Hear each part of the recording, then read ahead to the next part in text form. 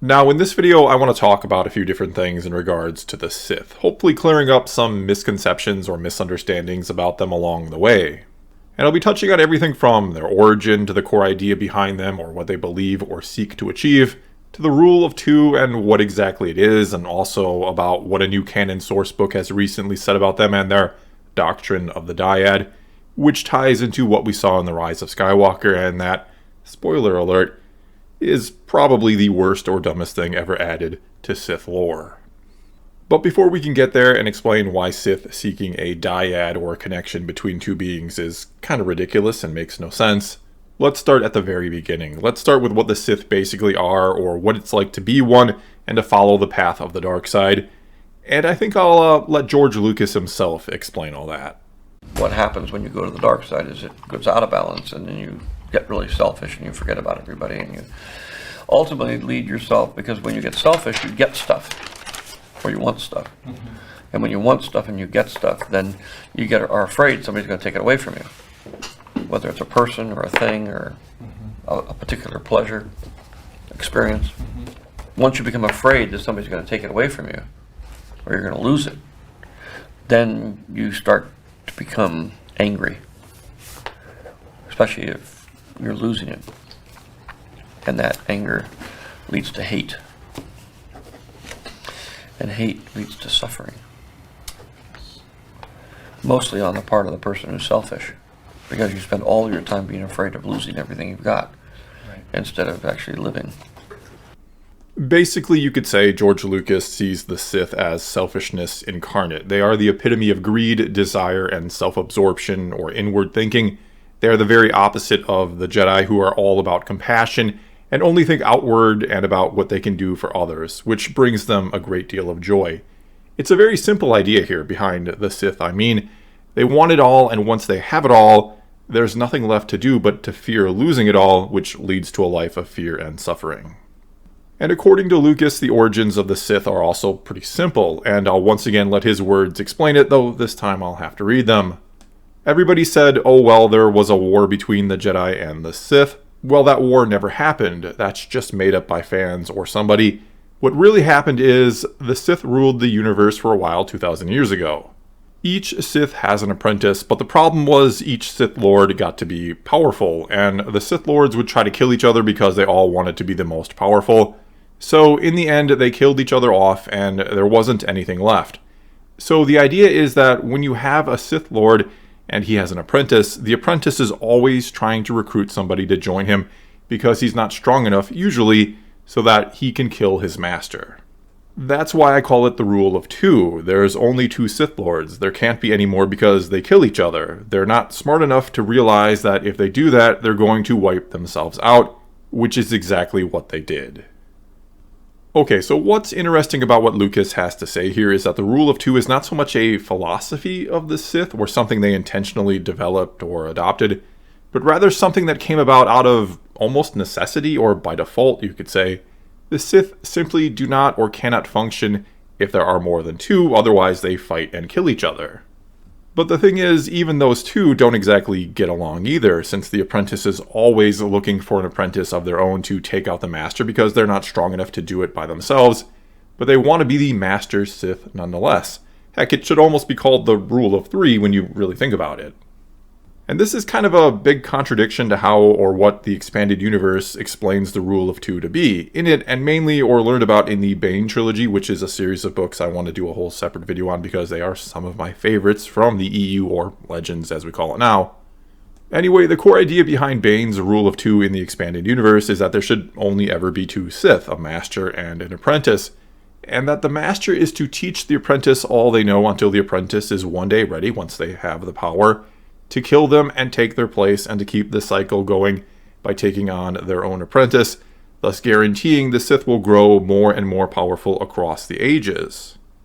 But again here, that's not how Lucas sees the rule of two. Every time you get two Sith together, you have the master, you have the apprentice, and the apprentice is always trying to recruit another apprentice to join with him to kill the master. In his version, there is no, you could say, greater goal of the Sith that is being kept in mind over the ages. Everything is short-term with them, or seen from the perspective or within the window of their own lifespan, which is why they fear death because nothing matters once they're gone. Everything is about attaining power with them, personal power. Which points to the fundamental flaw or problem with the Sith, which is they cannot see beyond the self. They don't care about anything but themselves, which makes them miserable. And ironically enough, if they did or do start to care about something greater than the self, they wouldn't really be Sith anymore. Look at Darth Vader, for example. What brings him back to the light is concern and love for his son. Caring about something beyond the self set him free. And I know you may want to point out that love and caring for Padme is what set him down the dark path in the first place. What turned him into a Sith was concern for another, which is really the great irony or contradiction of Star Wars. One that the sequel trilogy really should have examined, and actually could have done it through something like a Force dyad, but let's not get into that just yet. Anyway, my point is that the Lucas version of the Rule of Two is not about them intentionally or by design passing on what they've learned to make the Sith stronger and stronger so that one day one of them can rule. Instead, it was the only way they could function at all, and every Sith along the way thought they would be the one to conquer the galaxy and rule it, that they are or will be powerful enough to do that someday. Nevertheless, we could still argue, though mostly by default, this achieves the same result that the Expanded Universe Rule of Two lays out. It's all about survival of the fittest, or only the strongest surviving and one even stronger being needed to eventually take them out until the Sith, as a whole, became much more formidable and powerful, again over the ages. We could even certainly argue that this was originally the intent of Darth Bane, that he wasn't as selfish and short-sighted as most Sith before or after him were, that he was something unique and special that did look long-term and started something that endured, in a way at least, and led to the eventual victory of the Sith and Palpatine in the prequel trilogy. And do not get me wrong here about any of this. As basically said before, I highly enjoyed the Bane trilogy, and that version of the Rule of Two is something I also like, or what it brings to Star Wars, I should say. The Expanded Universe always, or almost always, had a way of using great care to elaborate or expand upon some of the core ideas of Star Wars in a way that respected Lucas's original, albeit more simple, ideas. And that's because, in general, the George Lucas version or ideas behind Star Wars are very simple or straightforward, which is not meant to be a critique or insult towards his work, far from it. The fact that it is simpler and very basic or fundamental, that it's a story of good versus evil, selfless versus selfish, these are things we all sort of grapple with in our own life. And that's one of the reasons, a big reason, why it has such a broad appeal, why it is so beloved. Which is then not meant as any type of slight against the fans of it, those who take this simple story very seriously. In fact, I'd say the main reason why the Expanded Universe, and now the Disney Canon, and even the Clone Wars and such, which are a part of Lucas Star Wars, anyway, the reason fans get into and care so much about them, and will argue and debate them, is because they give us that expansion of Star Wars that fans crave, that we all want. We fans want all this lore and complexity to dive into and immerse ourselves in beyond the simple story Lucas gave us, but we still want it to remain true to that simple story or those core ideas Lucas gave us. And I think the Expanded Universe version of the Rule of Two, by and large, does just that. I think it's a way to make the Sith more interesting than just being utterly and completely selfish to the point where they cannot care about anything at all but the self. Just like you could argue Jedi become more interesting when they are not completely and wholly selfless, when they do have attachments. Either way, with all that laid out, it's now time to move on what we learned about in the book The Secrets of the Sith, that apparently the Rule of Two is a weak imitation of what all Sith are really after, which is forming a dyad, a connection that unlocks all sorts of powers for the two that form it, including such things as healing and teleporting objects across the galaxy, both of which are seen in The Rise of Skywalker, where Rey and Kylo have, of course, formed a dyad. We even learned in this book that Plagueis tried to form a dyad with Sidious, and that Sidious later tried to form one with Vader, but both attempts failed. And hopefully I've already pretty much laid out why this would make no sense for the Sith to pursue, especially in the Lucas version of Star Wars, where they are always trying to kill each other, where they always want to be the one or the most powerful around. That master and apprentice are basically just using each other, that there's just no way they'd seek to share power with each other, or that they wouldn't fear the other they were sharing this power with. or that they wouldn't be constantly looking for a way to eliminate them and take all the power for themselves, or I guess to do it like Palpatine did in The Rise of Skywalker, join two people together and then leech the dyad power from them, or whatever he was doing.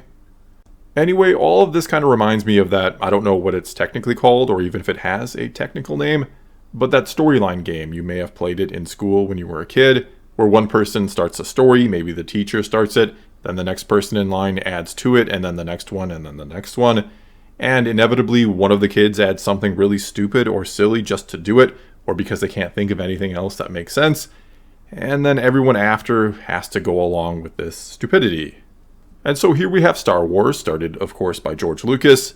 And then everyone in the expanded universe got a turn and tried to play the game the best they could. They tried to add to the story in a way that made sense and kept it going strong. But then came Rian Johnson and J.J. Abrams, and they just added a bunch of dumb stuff for the sake of it, without really thinking about how it would affect the previous parts of the story, or who had to tell the story next. And that's exactly what I feel this book is then. It's an explanation trying to make sense of what didn't make sense in order to keep the story going. But maybe the crazy part here is that, in theory, I don't think the idea of a dyad is a horrible one. It does play into this everything is connected and symbiotic type idea in Star Wars. Like I said before, it could have even been used to explore some of the, shall we say, contradictions in Star Wars about love and attachments. Using that as a foundation actually could have led to a hell of a story, and I'm tempted to make a video or even a series of videos in a what if style going into how the sequels using the dyad idea could have worked well. And even with what the sequels are or turned out to be, the idea of the dyad still could have been salvaged, I think. Again, it's a concept that isn't completely out of place in Star Wars, especially if you do want to expand the story beyond its simple origins that Lucas gave us. And I know I complain a lot about what gets added to the canon, but I do understand you do need to expand and add things from time to time. You just can't carry on the same old and expect the story to still be exciting. You just have to be very careful about what you add. But anyway, the idea that the dyad is something the Sith are always looking to achieve was probably the worst thing they could have done in order to explain the concept. There's just no way the Sith, the epitome of selfishness and greed, would be thinking, you know what I want to do? I want to find someone else to share ultimate power with. That'd be splendid. Well, that's all I've got for this time. Now it's your turn to tell me what you think about the idea of the dyad being something the Sith pursued. Do you like it? Does it make sense to you? Or would you rather they have done something else with the dyad? Or is it just a dumb idea all around? Whatever the case may be, leave a comment below and let's talk some Star Wars. And until next time, thanks for watching.